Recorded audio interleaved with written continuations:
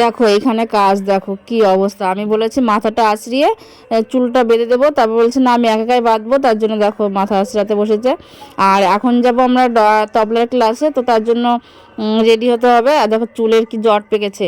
তারপরে তো চলে এসেছি আমাদের গ্রাম শহর আরংঘাটা। তো যাই হোক এখানে ট্রেন ঢুকেছিল, ট্রেনটা পাস হয়ে গেল। তারপরে আমরা দেখো মা মেয়ে দুজনায় বেরিয়ে গেছি। আমরা যাচ্ছি, এবার হেঁটে হেঁটে যেতে হবে।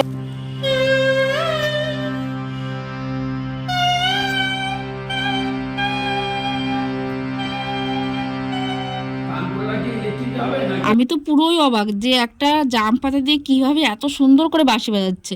তারপরে যাই হোক চলে এসেছি তবলা ক্লাস থেকে বাড়িতে। আর এখন সন্ধ্যা 7টার মতো বাজে, আর সন্ধ্যা লগ্নে বিয়ে ছিল 9টার সময়। তো যাই হোক তার জন্য আমরা সকাল সকালই চলে এসেছি বিয়ে বাড়িতে। আর এটা কিন্তু অগ্রহায়ণ মাসেরই বিয়ে, ভেবো না এটা আবার পৌষ মাসের বিয়ে, ঠিক আছে। আমার একটু ছাড়তে ভিডিওটা দেরি হলো তার জন্য। তো তারপরে যাই হোক চলে এসেছি যে বিয়ে বাড়িতে। এই যে মাম্মাম দিয়ে দিল গিফটটা। আর আমাদের 2-3টে বাড়ির পরেই এদের বাড়ি।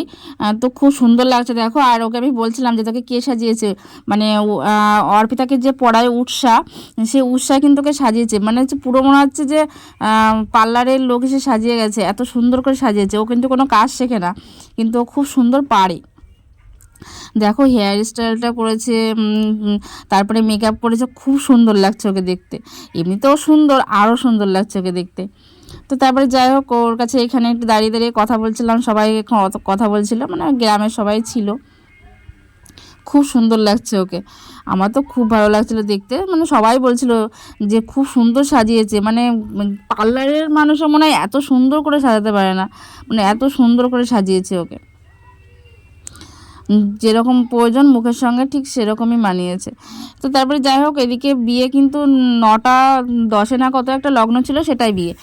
তো তারপরে যাই হোক এইখানে বাইরে চলে এসেছি। বাড়িতে এসে এখানে দেখি কফি দিচ্ছে, একটুখানি কফিও খেয়ে নিচ্ছি। আর কি সুন্দর করে মণ্ডপটা সাজিয়েছে দেখেছো ফুল দিয়ে। তো তারপর যাই হোক আমি আর মাম্মাম এখান থেকে একটু কফি খেয়ে নিলাম। আর শীতকালের দিনে একটুখানি কফি খেতে কিন্তু ভালোই লাগে। তারপর যাই হোক দেখো কি সুন্দর করে সাজিয়েছে। তো এইখানে আবার একটু ডান্স দিচ্ছিল, ঠিক আছে। ডান্স দেওয়ার পরে তারপরে যাই হোক আমি আর এই যে হচ্ছে যার বিয়ে হচ্ছে কাকি, তারপরে যাই হোক আমরা এখানে একটুখানি ছবি তুলে নিচ্ছিলাম। ছবি তুলে নেওয়ার পর দাঁতে লেগে গেছে লিপস্টিক দেখো।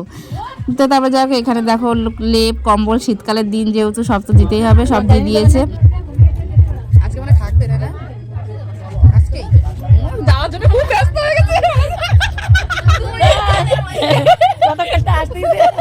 এই ওখানে চলে যাবো আজকে, এত ভালো হয়েছে।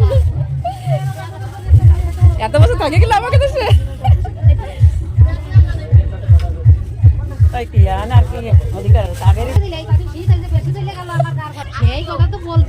চাদর, হালকা একটা চাদর গায়ে দিলে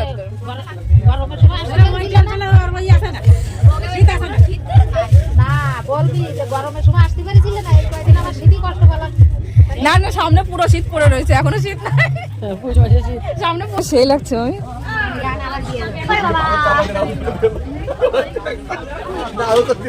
আমি সঙ্গী কই মামি আজকে ফাটাফাটি লাগছে।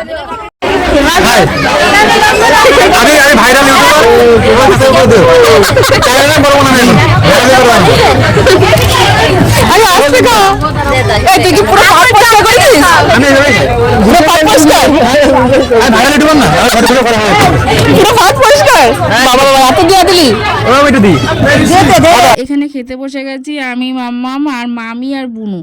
একটা টেবিলে আমরা এই 4 জনে বসেছি, আর সবাই আছে পিছনের টেবিলে আছে।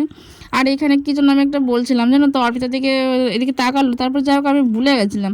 ও অর্পিতা বলছিল আমাকে কি কালো দেখা যাচ্ছে না, যাই হোক কি জন্য একটা বলছিলাম ভুলে গেছি। তারপরে দেখো খাবার চলে এসছে, আর আমি ভিডিও ক্লিপ নিয়েছিলাম, দেখি পরে দেখি কিছুই নেই।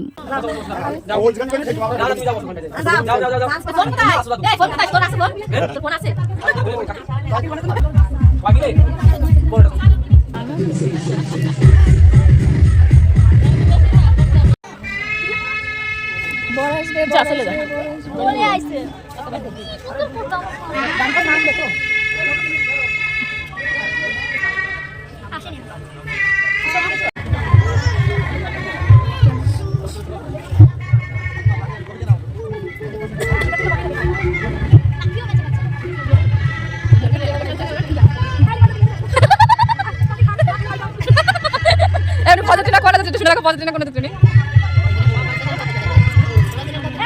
গেটে সব শালিদের অত্যাচার হচ্ছে।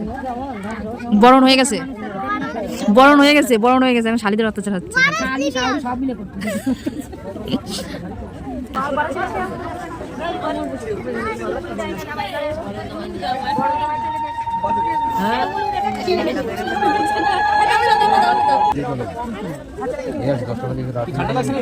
ঠান্ডা লেগে গেছে নাকি? না বন্ধু, ও বন্ধু ঠান্ডা লেগে গেছে? ঠান্ডা তো কমও পড়েনি আজকে, ঠান্ডা লাগবে না। কোল করে একটু জড়াই নাও তুমি। হ্যাঁ, কোল করে জড়াই তুমি। চলো like comment share and subscribe, like comment share and subscribe আর প্রত্যেক লিঙ্কে ক্লিক করো যাতে আমাদের ভিডিও সাথে সাথে তোমাদের কাছে নোটিফিকেশন চলে যায়। তো bye bye, good night. Next blog নিয়ে তাড়াতাড়ি আসছি, এটা নেক্সট, সরি টাটা।